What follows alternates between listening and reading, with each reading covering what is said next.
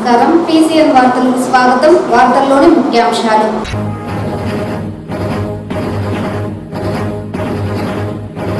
Janasena party అధిష్టానం ఆదేశాలకు కట్టుబడి పనిచేస్తా మాజీ ఎంపీ ఆదికేశ్వర నాయుడు మనవరాలు చైతన్య వెల్లడి.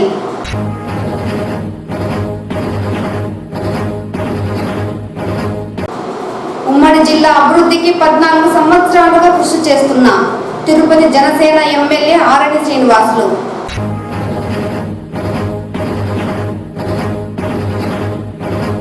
వరుస సెలవులు కావడంతో కాణిపాకానికి పోటెత్తిన భక్తులు. ప్రోటోకాల్ దర్శనాలతో భక్తులకు తీరని ఇక్కట్లు. వార్తల్లోని వివరాలు. పార్టీ అధిష్టానం ఆదేశాలకు కట్టుబడి ఉంటానని జన సైనికురాలు మాజీ ఎంపీ ఆదికేశ్వర నాయుడు మనవరాలు చైతన్య అన్నారు. శనివారం చిత్తూరులోని తన స్వగృహంలో విలేకరులతో మాట్లాడుతూ పవన్ కళ్యాణ్ తనకు ఏ పదవి బాధ్యతలు అప్పగించినా స్వీకరించడానికి సిద్ధంగా ఉన్నానన్నారు. ప్రజలు కూటమి ప్రభుత్వాన్ని అత్యధిక మెజార్టీతో గెలిపించినందుకు కృతజ్ఞతలు తెలిపారు. పవన్ కళ్యాణ్ పిఠాపురంలో ఎమ్మెల్యేగా అందుబాటులో ఉంటూ ప్రజల సమస్యల పరిష్కారానికి కృషి చేస్తున్నారని, మొదటి సంతకం భూగర్భ జలాల అభివృద్ధి పైన చేశారన్నారు. పంచాయతీరాజ్ అధికారులతో కూడా సమీక్ష సమావేశాలు నిర్వహించాలన్నారు.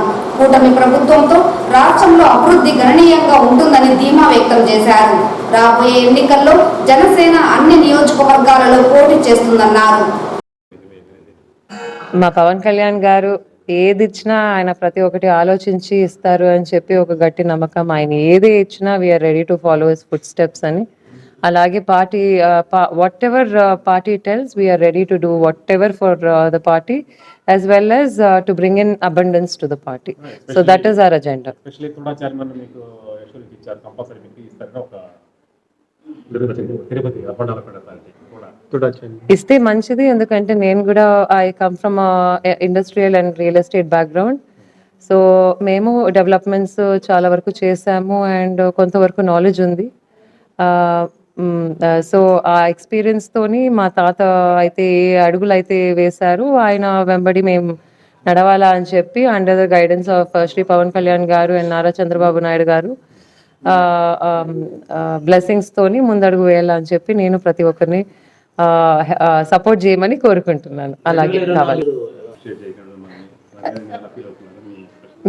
నేనైతే పర్సనల్గా అయితే చాలా ప్రౌడ్గా ఫీల్ అవుతున్నాను. ఎందుకంటే 21 MLAs కి 2 MPs అనేది ఇట్ ఈస్ 100% to 100% మార్క్స్ వచ్చింది కాబట్టి మన పార్టీకి వీఆర్ రికగ్నైజ్డ్ పార్టీ. సో అందువల్ల మేము పడిన కష్టము ఫలితం అయింది అని చెప్పి చాలా హ్యాపీనెస్గా ఉంది. అలాగే కలిసికట్టుగా ప్రతి ఒక్కరూ ఒక కుటుంబం లెక్క కలిసికట్టుగా చేసినందుకు నేను చాలా గర్వపడుతున్నాను.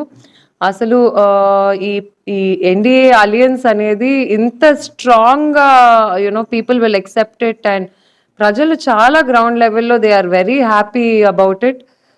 అది చూసి మాకు చాలా గర్వంగా ఉంది జనసేన పార్టీకి వచ్చినందుకు. అలాగే జనసేన పార్టీకి కష్టపడి పనిచేసినందుకు. అలాగే మన పార్టీ ఓవర్ ద ఇయర్స్ చాలా బలంగా ప్రతి ఒక్క నియోజకవర్గంలో జనసేన పార్టీ కమింగ్ ఎలక్షన్ కి నిలబడుతుంది అని చెప్పి మనస్ఫూర్తిగా నేను కోరుకుంటున్నానండి. అదే చెప్పాను కదా, పవన్ కళ్యాణ్ గారు మళ్ళీ నారా చంద్రబాబు నాయుడు గారు ఏది నాకు కరెక్ట్ అయితే ఇస్తారో నేను దాన్ని తప్పకుండా with complete attention and all due respects దానికి సరిపడా ఇన్వెస్ట్మెంట్స్ కానీ డెవలప్మెంట్స్ కానీ నేను మనస్ఫూర్తిగా నేను తీసుకురాగలుగుతాను అని చెప్పి చెప్తున్నాను మీ అందరికీ. సో నాకు కూడా ఒక ఛాన్స్ ఇచ్చి మీరందరూ సపోర్ట్ చేయాలి, తప్పకుండా బ్లెస్ చేయాలి అని చెప్పి ప్రతి ఒక్కరిని కోరుకుంటున్నాను. నాకు టుడా చైర్మన్ ఇచ్చినా నేను చాలా బాగా దానికి కష్టపడి దానికి అనుకూలంగా ఇన్వెస్ట్మెంట్స్ డెవలప్మెంట్స్ రాష్ట్రానికి ఒక నంబర్ 1 స్టేట్గా ఆంధ్రప్రదేశ్ రావాలి అని చెప్పి నేను అలాగే పనిచేస్తాను, అలాగే ఉంటాను కూడా. సో వాళ్ళు చెప్పినట్లు వింటాను, ఆయన చెప్పింది చేస్తాము, పార్టీ ఒక రేంజ్లో చూడబోతాం. ఉమ్మడి జిల్లా అభివృద్ధికి 14 సంవత్సరాలుగా కృషి చేస్తున్నారని తిరుపతి ఎమ్మెల్యే ఆరణి శ్రీనివాసులు అన్నారు. శనివారం చిత్తూరులోని ఆయన స్వగృహంలో మీడియాతో మాట్లాడుతూ అఖండ మెజార్టీతో తిరుపతి నియోజకవర్గ ప్రజలు తనను గెలిపించారని కృతజ్ఞతలు తెలిపారు. టీడీపీ ప్రజారాజ్యం వైసీపీ పార్టీలో 14 సంవత్సరాలుగా జిల్లా అధ్యక్షులుగా ఉంటూ ఉమ్మడి చిత్తూరు జిల్లాకు ఎంతో సేవలు అందించామన్నారు. 40 సంవత్సరాలుగా చిత్తూరు ప్రజలకు సేవలు చేశానన్నారు. ఇదే విధంగా తనపై అభిమానాన్ని చాటుకుంటున్న ఉమ్మడి జిల్లా ప్రజలకు సేవ చేస్తానన్నారు. తనపై నమ్మకం ఉంచి అభ్యర్థిగా ప్రకటించిన పవన్ కళ్యాణ్కు చంద్రబాబు నాయుడుకు కృతజ్ఞతలు తెలిపారు. మాజీ సీఎం జగన్మోహన్ రెడ్డిపై తిరుపతి ఎమ్మెల్యే ఆర్ఎన్ శ్రీనివాసులు మండిపడ్డారు. ఆర్భాటాలకు ఆహానికి మాజీ సీఎం జగన్ విలాసవంతంగా ప్రజాధనాన్ని ఖర్చు పెట్టారన్నారు.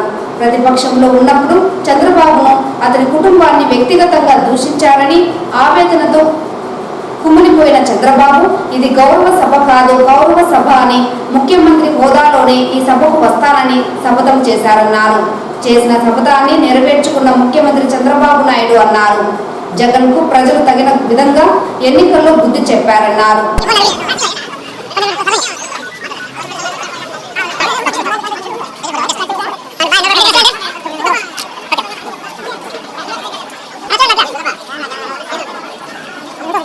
చూడండి ఓకే అన్న చూడండి అట్లా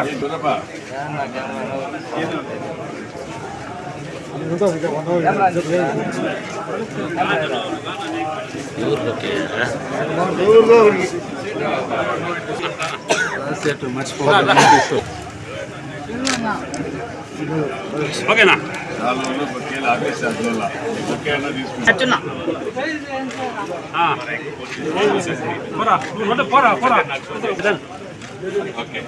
అని 3-4 సంవత్సరాల కోసం శపథం చేశాడు వైసీపీ ముఖ్యమంత్రి, అప్పటి ముఖ్యమంత్రి జగన్మోహన్ రెడ్డి. ఈరోజు పవన్ కళ్యాణ్ గారు ఆయన ఒక మహాశక్తిగా ఎదిగాడు. ఈరోజు రాజకీయాలను శాసించే శక్తి ఒక పవన్ కళ్యాణ్ గారికి వచ్చింది. ఈరోజు పవన్ కళ్యాణ్ గారు ఆంధ్ర రాష్ట్రంలో 21 సీట్లు తీసుకున్నారు. 21 సీట్లు ఎమ్మెల్యేలుగా గెలిచాడు. 2 సీట్లు పెట్టుకున్నాడు. 2 సీట్లు ఎంపీలుగా గెలిచాడు. That is Pawan Kalyan. 100% ఆయన గెలిచాడు. ఎన్ని సీట్లు తీసుకున్నాడు, ఎంత గెలిచాడని కాదు, తీసుకున్న సీట్లన్నీ గెలిచాడు. ప్రపంచంలో ఏ పార్టీ కూడా 100% ఇటువంటి రాజకీయాలు చేసిన పార్టీ ఏది లేదు. ఒక ఎక్సెప్ట్ జనసేన పార్టీ. పవన్ కళ్యాణ్ గారు ఈ విధంగా శక్తిగా తయారయ్యాడు. 21 ఎమ్మెల్యేలు గెలిపించుకోవడం, 2 ఎంపీలకు గెలుచుకొని రికార్డు సృష్టించాడు. ప్రపంచ రికార్డు సృష్టించాడు. అటువంటి వ్యక్తి ఈరోజు అసెంబ్లీలో రావడం జరిగింది. అసెంబ్లీకి వస్తే గేట్లు అన్నీ ఎక్కడికక్కడ ఓపెన్ అయిపోయి వెళ్ళిపోయినాయి. గేట్లే లేవు. ఆయన గేట్ తాకేది కాదు, గేట్లు ఓపెన్ అయిపోయినాయి. అసెంబ్లీకి వచ్చి అడుగు పెట్టాడు. అసెంబ్లీలో కూడా అన్ని విషయాలు చెప్పాడు. ఇటు గౌరవ ముఖ్యమంత్రి చంద్రబాబు నాయుడు గారు, అదేవిధంగా డిప్యూటీ ముఖ్యమంత్రి పవన్ కళ్యాణ్ గారు అన్ని విషయాలు చెప్పారు. ప్రజలు విన్నారు. ఖచ్చితంగా కూడా రాబోయే రోజులు ఇద్దరు కూడా కలిసి పయనిస్తారు. ముగ్గురు కూటమి.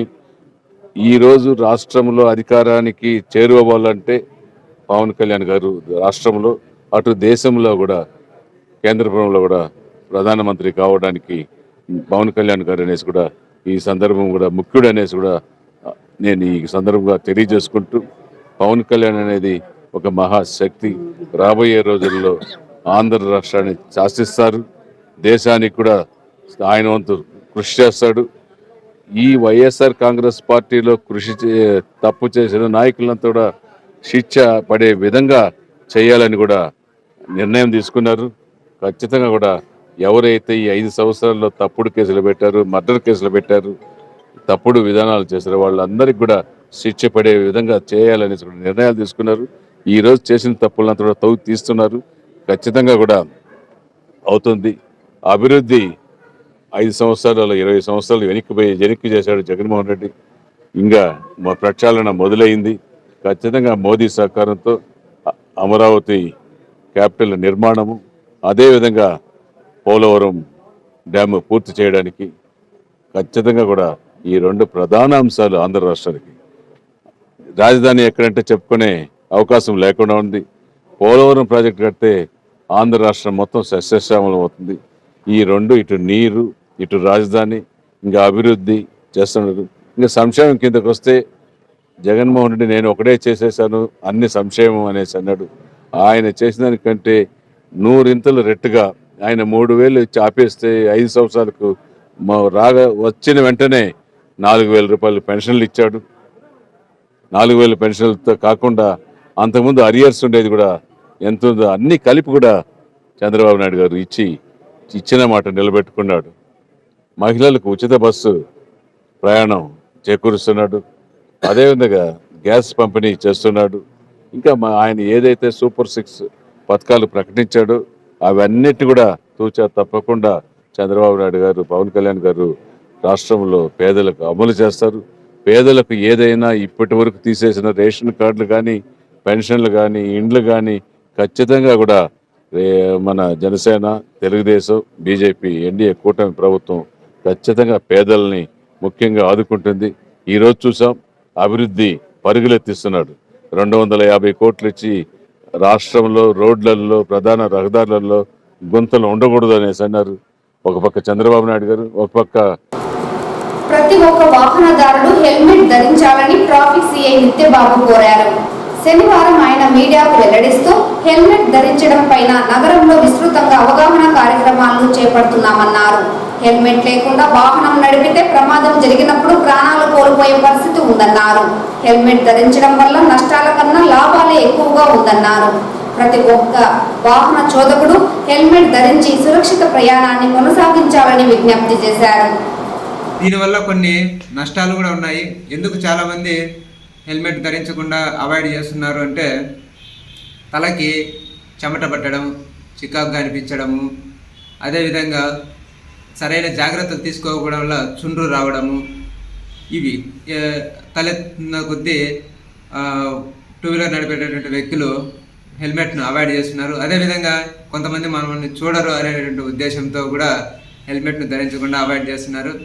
కానీ మనకి వీటికన్నిటికి కూడా రెమెడీస్ ఉన్నాయి. లాభాల కంటే నష్టాలు అనేది చాలా తక్కువ, లాభమే ఎక్కువ ఉంది. నష్టాల వల్ల వచ్చేదానికి నివారణ కూడా ఉంది.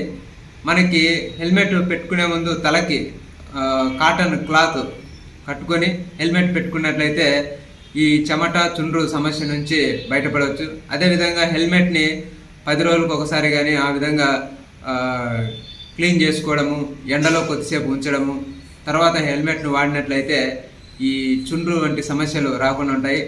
అదేవిధంగా సరైన జాగ్రత్తలు తీసుకోకుండా హెల్మెట్ని వాడమన్నారని చెప్పేసి అనవసరంగా వాడడం వల్ల, అంటే మనం తల మీద హెల్మెట్ పెట్టుకున్నప్పుడు బైక్లో నుంచి ఏదైనా వస్తువు కింద పడినా వాటిని టక్కన వంగి అందుకోవడము, అదేవిధంగా అడ్వర్టైజ్మెంట్స్ బోర్డ్స్ లాంటివి చూసుకుంటా వెళ్తూ, లేదంటే ఎవరైనా పిలిచారని కానీ వేరే వాహనాలని, సైడ్ పోయే వాహనాలని గమనించాలని సడన్గా తిప్పడం వల్ల కానీ, అలాంటప్పుడు ఇక్కడ మెడపైన ఉన్నటువంటి ఎన్నెముక సంబంధించినటువంటి స్పాండిలైటిస్ సమస్య వచ్చే అవకాశం కూడా ఉంటుంది. కాబట్టి బ్రిస్క్గా చూడడము, వంగి బరువులు తీసుకోవడము లాంటివి చేయకుండా ఉంటే ఈ స్పాండిలైటిస్ సమస్య అనేది రాకుండా ఉంటుంది. ఇప్పుడు మనకి హెల్మెట్ అనేది వెళ్తున్నప్పుడు మనకు కళ్ళకు లో డస్ట్ కానీ, పురుగులు కానీ ఇలాంటివి పడకుండా మనకి రక్షణ కల్పిస్తుంది. కాబట్టి దయచేసి ప్రతి ఒక్కరు కూడా హెల్మెట్ను ధరించండి.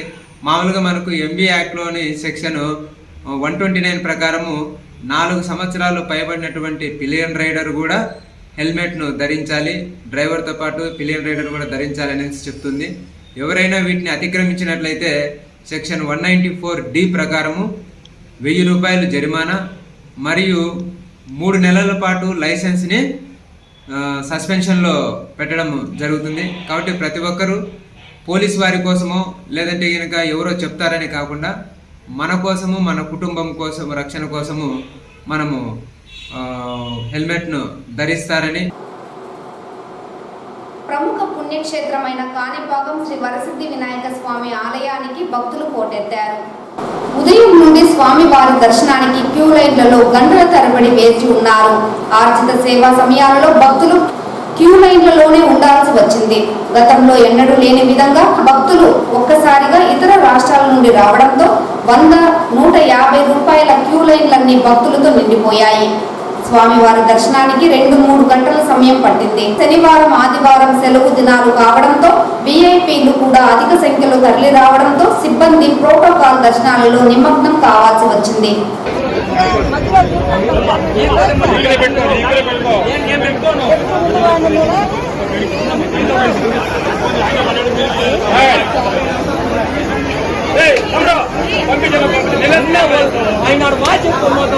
జూలై 24 నుండి 26వ తేదీలలో జరిగే రాష్ట్ర మున్సిపల్ కార్మికుల వైజ్ఞానిక శిక్షణా తరగతులను జయప్రదం చేయాలని ఆంధ్రప్రదేశ్ మున్సిపల్ వర్కర్స్ యూనియన్ రాష్ట్ర ప్రధాన కార్యదర్శి సుబ్బరాయుడు పిలుపునిచ్చారు.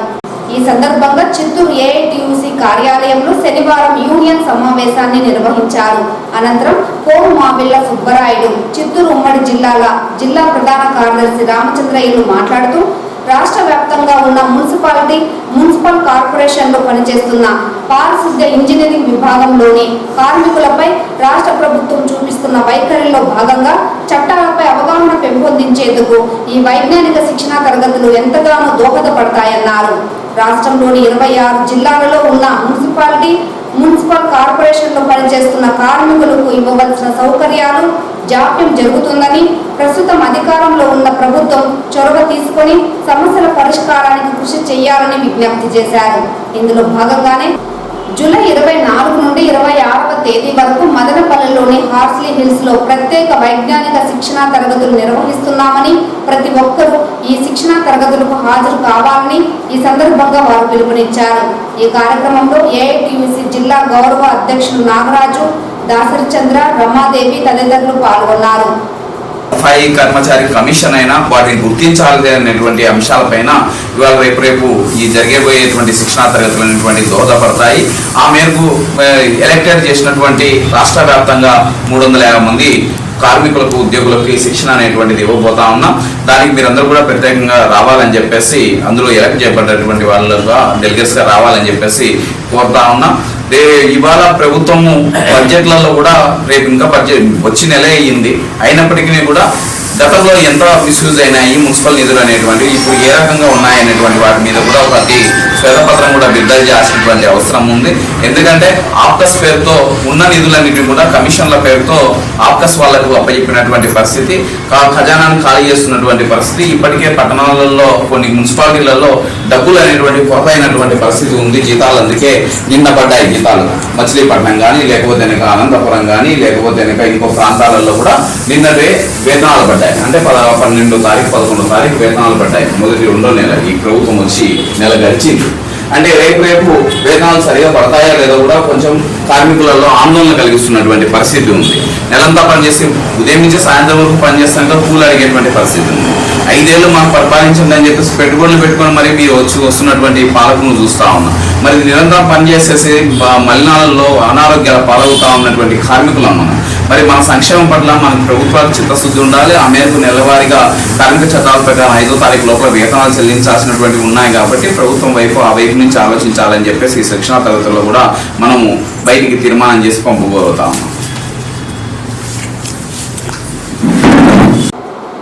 విద్యారంగ సమస్యల పరిష్కారం కోసం ఉపాధ్యాయ సంఘాలతో వెంటనే సమన్వయ సమావేశం ఏర్పాటు చేయాలని రాష్ట్ర ఉపాధ్యాయ సంఘం రాష్ట్ర ప్రధాన కార్యదర్శి రఘునాథ్ రెడ్డి రాష్ట్ర విద్యాశాఖ మంత్రి నారా లోకేష్ కు విజ్ఞప్తి చేశారు. శనివారం చిత్తూరులోని ఎస్టీయూ కార్యాలయంలో జరిగిన జిల్లా కార్యవర్గ సమావేశం జిల్లా అధ్యక్షులు మదన్ మోహన్ రెడ్డి అధ్యక్షతన జరిగింది. ముఖ్య అతిథిగా రఘునాథ్ రెడ్డి మాట్లాడుతూ అసంబంధమైన 117 జీవోను రద్దు చేసి ప్రభుత్వ విద్యారంగ పరిరక్షణ పట్ల చిత్తశుద్ధిని చాటాలని కోరారు. గత ప్రభుత్వం జారీ చేసిన 117 జీవో కారణంగా ప్రభుత్వ పాఠశాలలు చాలా వరకు మూతపడ్డాయని, టీచర్ పోస్టులు భారీ సంఖ్యలో కుదించబడ్డాయని, దీనివల్ల ప్రభుత్వ బడులలో విద్యార్థుల నమోదు తగ్గిపోయిందని విమర్శించారు. ప్రభుత్వం ఎన్నికల ముందు ఇచ్చిన హామీ మేరకు జీవోను రద్దు చేయాలని విజ్ఞప్తి చేశారు. అన్ని పాఠశాలల్లో ఆంగ్ల మాధ్యమంతో పాటు తెలుగు మాధ్యమాన్ని తప్పనిసరిగా కొనసాగించాలని డిమాండ్ చేశారు. పెరిగిన ధరలు, జీవన ప్రమాణాలకు అనుగుణంగా మధ్యంతర వృత్తిని వెంటనే ప్రకటించాలని కోరారు. ఉమ్మడి సర్వీసు నిబంధనలకు అనుగుణంగా పదోన్నతుల ప్రక్రియ చేపట్టేందుకు చర్యలు తీసుకోవాలని కోరారు. ఏకోపాధ్యాయ పాఠశాలల సమస్య నివారించేలా ప్రత్యామ్నాయ చర్యలు చేపట్టాలని కోరారు. మున్సిపల్, ఎయిడెడ్, గురుకుల, ఆదర్శ పాఠశాలల సమస్యలు పరిష్కరించేందుకు చొరవ చూపాలని విజ్ఞప్తి చేశారు. ఈ కార్యక్రమంలో ఎస్టీయు జిల్లా ఇన్ఛార్జి సుబ్రహ్మణ్యం రాజు, రాష్ట్ర నాయకులు గంటామోహన్, హేమచంద్రారెడ్డి, శ్రీదేవి, జగన్మోహన్ రెడ్డి, లోకనాథ్ రెడ్డి, జనార్దన్ రెడ్డి, జిల్లా నాయకులు బోడె మోహన్, యువరాజు, పవన్ కుమార్ రెడ్డి, రమణారెడ్డి, రమేష్ రెడ్డి తదితరులు పాల్గొన్నారు. తిరుమల శ్రీవారిని ఈరోజు ఉదయం విఐపి విరామ సమయంలో పలువురు ప్రముఖులు దర్శించుకున్నారు. స్వామివారిని దర్శించుకున్న వారిలో ఉడిపి సిరూరు మఠం పీఠాధిపతి వేదవర్ధన తీర్థ స్వామీజీ, కర్ణాటక బీజేపీ ఎంపీ తేజస్వి సూర్య, తెలంగాణ ఎంపీ బలరాం నాయక్, ఎమ్మెల్యే ఆకిపాటి అమర్నాథ్ రెడ్డి, తెలంగాణ ఎమ్మెల్సీలు విఠల్ దండే, కూర రఘోత్తం రెడ్డి వేరువేరుగా స్వామివారి సేవలో పాల్గొని మొక్కులు చెల్లించుకున్నారు. శ్రీవారి దర్శనార్థం తిరుమలకు విచ్చేసిన వీరికి ఆలయ అధికారులు స్వాగతం పలికి దర్శన ఏర్పాట్లు చేశారు. అనంతరం రంగనాథ మండపంలో వేద పండితులు వేద ఆశీర్వచనం చేసి స్వామివారి తీర్థ ప్రసాదాలను అందజేశారు.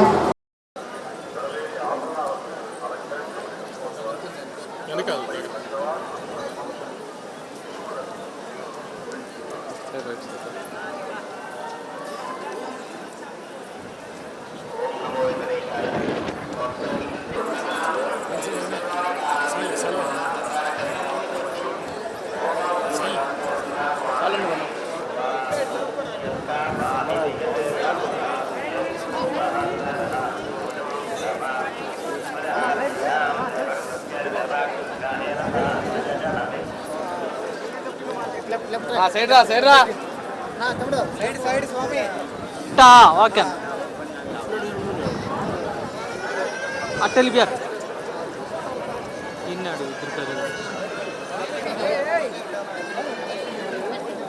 ఈ వార్తలు ఇంతటితో సమాప్తం. నమస్కారం.